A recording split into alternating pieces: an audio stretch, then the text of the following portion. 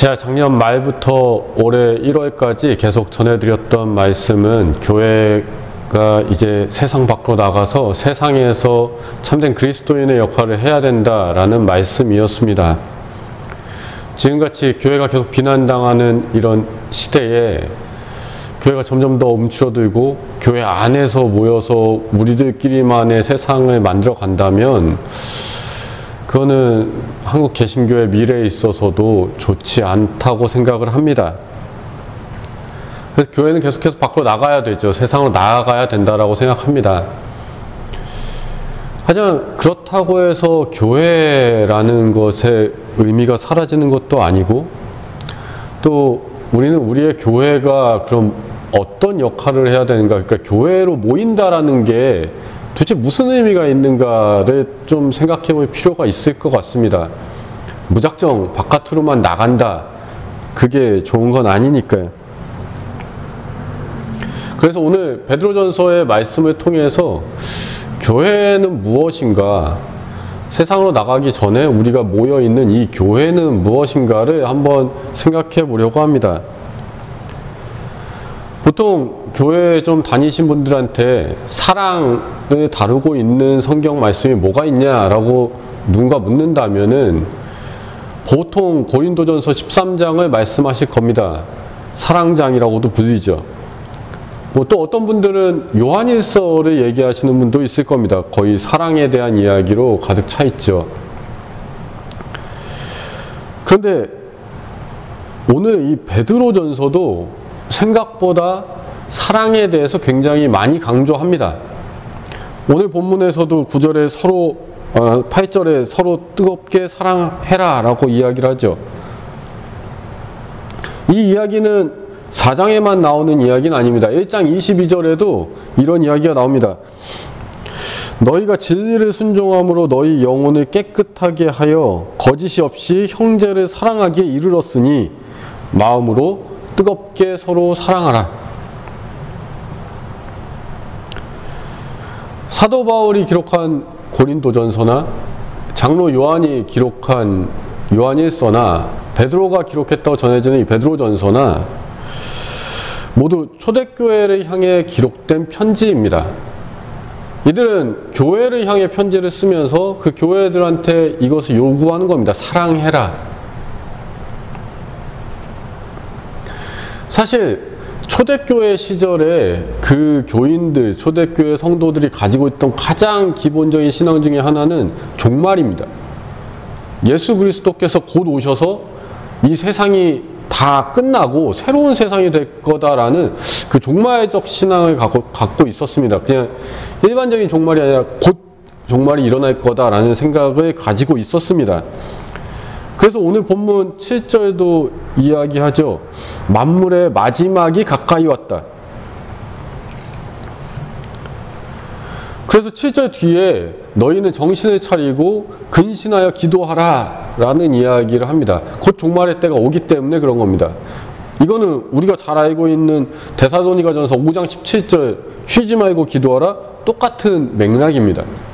곧 종말이 올 것이기 때문에, 그리스도께서 곧 오실 것이기 때문에 우리는 정신 차리고 기도하면서 있어야 된다.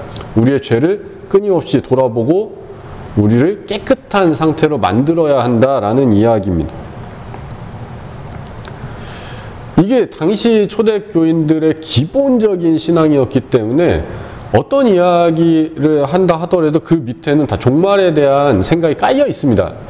오늘 서로 사랑하라는 이야기에도 종말이 곧 온다라는 그 신앙이 깔려 있습니다. 근데 지금 우리는 이 당시 교인들과 같이 임박한 종말을 믿지는 않습니다. 내일 당장 예수 그리스도께서 오셔서 이 땅이 다 사라질 거다라는 믿음은 없죠. 뭐 이단들 중에는 그런 이야기를 하는 데들도 있겠지만 일반적인 교회는 이런 이야기를 하지 않습니다. 그렇다고 해서 우리가 이들의 이야기, 우리가 임박한 종말을 믿지 않는다고 해서 이들의 이야기, 이들의 교회에다 권면했던 이야기를 무시할 수는 없습니다. 왜냐하면 이들이 얘기했던 것은 우리 종말이 곧 오니까 종말 올 때까지만 잘 버텨보자 이게 아니라 곧 오실 예수 그리스도 앞에 우리가 당당히 그리스도인의 모습으로 서야 한다라는 이야기를 하고 있기 때문에 지금 우리에게도 마찬가지로 적용될 수 있는 이야기죠. 우리도 결국 언젠가 하나님 부르시면 하나님 앞에 가야 되지 않습니까? 그 하나님 앞에 섰을 때 우리도 똑같이 당당한 모습으로 그리스도인의 모습으로 서야 되지 않겠습니까? 그렇기 때문에 우리는 베드로전서가 이야기하는 사랑하라는 이 이야기를 조금 더 생각하고 우리가 실천할 필요가 있습니다. 오늘 베드로전서가 이야기하는 이 행동, 그러니까 사랑하라라는 이 행동은 세상 속에서 우리가 행할 행동하고는 조금 다릅니다. 베드로전서는 세상에 나가서 사람들을 사랑해라라는 이야기를 하고 있는 게 아니라 교회 안에서, 교회 공동체 안에서 서로 사랑하라는 이야기를 합니다. 그 비교할 만한 이야기가 있는데 오늘 본문 8절 보면은 무엇보다 뜨겁게 서로 사랑할지니 사랑은 허다한 죄를 덮는다 라고 말하죠. 이와 거의 유사한 말씀이 야고보서에 나오는데 야고보서 5장 20절에 너희가 알 것은 죄인을 미혹된 길에서 돌아서게 하는 자가 그의 영혼을 사망에서 구원할 것이며 허다한 죄를 덮을 것임이라 라고 말합니다. 그 죄인을 구원해 준 것이 그의 죄를 덮게 만든다 라는 이야기인데 죄를 덮는다라는 것은 초대교회에서 사용되었던 그냥 관용적인 표현 같습니다. 그러니까 우리가 하나님께 심판받을 때 그 죄가 덮여서 가리워졌기 때문에 더 이상 그걸로는 심판받지 않는다는 의미입니다. 야고보서는 세상에 있는 죄인을 구원하는 일이 그의 죄를 덮게 만들었고 그는 이제 심판받지 않게 될 거다라는 이야기를 합니다. 하지만 베드로전서는 아니죠. 교회 공동체 안에서 서로 사랑해라. 그리고 그것이 죄를 덮을 거다라고 말합니다. 그럼 무슨 얘기냐면 서로가 서로를 용서해 주라는 얘기입니다. 교회 공동체 안에서. 누군가 나에게, 이 공동체 안에 누군가 나에게 조금이라도 잘못을 했을지 몰라도 그를 용서해 주어라. 그러면 그의 죄가 덮이고 하나님께서 그것을 심판하지 않으실 거다라는 이야기입니다. 그게 베드로전서가 이야기하는 사랑의 첫 행동입니다. 용서. 그리고 9절부터 10절 그리고 11절까지는 조금 더 구체적인 어떻게 우리가 사랑할 것인가에 대한 조금 더 구체적인 이야기가 나옵니다. 9절에서 말하죠. 서로 대접하기를 원망 없이 해라. 그러니까 원망하는 마음 없이 서로를 대접해 주어라. 초대교회는 가정에서 예배를 드렸죠. 그리고 식사가 항상 예배의 중심에 있었습니다. 그렇기 때문에 누군가에게 음식을 대접하는 게 이 초대교회의 기본적인 신앙 태도였습니다. 누군가에게 대접할 때 아무런 원망 없이 너는 나한테 지난번에 이렇게 조금 줬으니까 난 이번에 너한테 조금만 줄 거야. 이런 게 아니라 그냥 원망 없이 대접해라 라는 겁니다. 불과 몇 년 전까지만 해도 우리나라 개신교도 굉장히 신방 문화가 활발했기 때문에 이런 게 이상하지 않죠. 대접하는데 원망 없이 해라. 근데 지금 코로나 시대를 지나고 요즘 또 개인화 되어 가면서 약간 신방도 조금 적어지고 있는 이런 사회 속에서 대접이라는 게 꼭 식사를 베푼다, 집에 초대한다 이런 의미로만 해석될 필요는 없다고 봅니다. 좀 더 넓은 의미에서 베푼다 라는 의미로 해석할 수 있다고 봅니다. 누군가에게 베풀 때에 아무런 원망 없이 거리낌 없이 해라라는 이야기입니다. 그런데 어쩌면 저희가 성도들 간에 베품이라는 이야기를 하면 보통 우리 물질적인 걸 생각합니다. 뭐 음식을 대접하는 것도 사실 돈이 드는 거고 누군가를 초대한다는 것도 사실 돈이 들죠. 그래서 물질적인 오고감을 생각하게 됩니다만 베드로전서 14장에는 이런 이야기가 덧붙어 있습니다. 10절에 오늘 대접하기를 원망 없이 하고 그 다음에 나오는 말씀이 각각 은사를 받은 대로 하나님의 여러 가지 은혜를 맡은 선한 청지기같이 서로 봉사하라. 어떤 물질적인 베품에만 제한하거나 국한시키는 것이 아니라 하나님께서 우리에게 주신 것으로 서로에게 봉사하라는 겁니다. 그게 교회라는 거죠. 서로 뜨겁게 사랑하기 때문에 서로를 용서하고 또 각각 자신이 가진 것으로, 자신이 가진 능력으로, 자신이 받은 것으로 서로에게 나눠주는, 베풀고 함께하는 그런 공동체, 그게 교회입니다. 다만 우리가 분명히 기억해야 될 게 있습니다. 때때로 우리는 그런 모습들을 보게 됩니다. 베풀어야 된다라는 이야기를 하고 서로가 뭐 서로에게 잘해야 된다라는 이야기를 하면 꼭 누군가는 그러죠. 저는 가진 것도 없고 돈도 없고 능력도 없고 저는 아무것도 할 수 없습니다. 제가 할 수 있는 거는 아무것도 없습니다. 그래서 저는 그저 받기만 해야 합니다.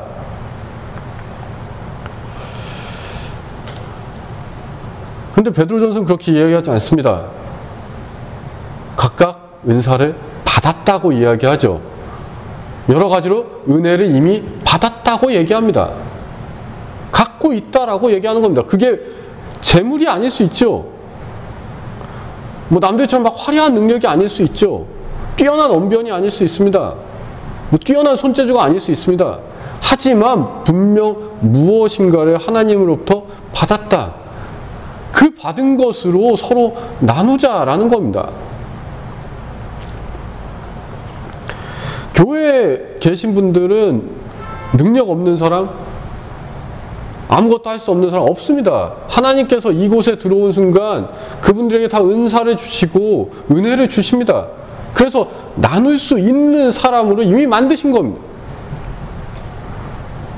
그렇게 받은 것으로 나눠야 되는 겁니다. 그게 무엇이든 간에. 오늘 베드로전서 저희가 읽은 본문에서 제일 많이 나오는 단어가 서로입니다. 서로. 혼자서 해라가 아니라 서로 해라.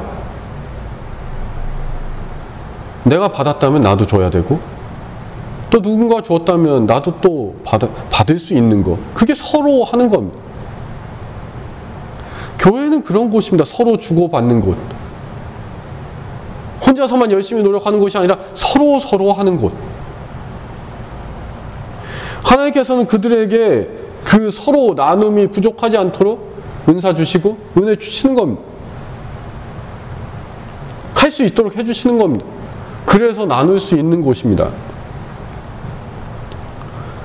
교회가 세상을 향했을 때 세상에 어려운 사람들 그냥 도울 수 있습니다. 도와야 합니다. 바라는 거 없이. 이 사람들이 내가 우리 교회가 이 사람들 후원했으니까 이 사람들도 우리한테 뭐 줘야지 이런 생각 없이 그냥 세상에는 그렇게 베풀 수 있습니다. 교회는 일방적으로. 하지만 교회 안에서는 아니다라는 겁니다. 교회 안에서는 서로가 서로를 돕는, 서로가 서로를 위로하는, 서로가 서로를 사랑하는 공동체여야만 한다 라는 게 베드로전서의 말씀입니다.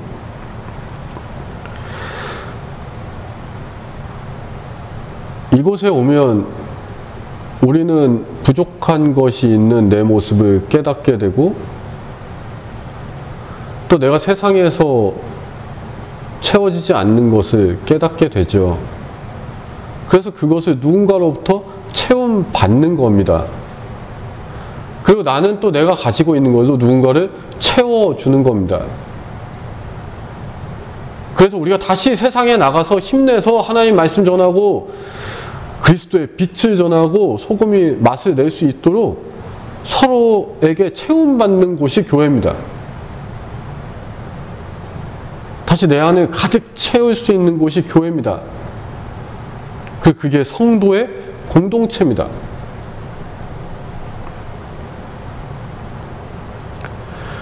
오늘 베드로전서 본문 다음에 11절에는 이렇게 말합니다. 우리가 이렇게 살아갈 때에 예수 그리스도로 말미암아 하나님이 영광 받으신다.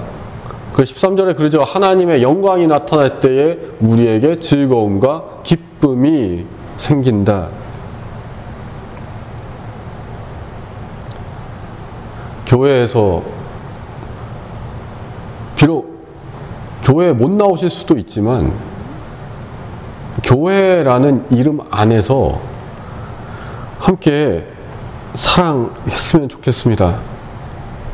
내가 가진 것으로, 내가 할 수 있는 것으로 나눴으면 좋겠습니다.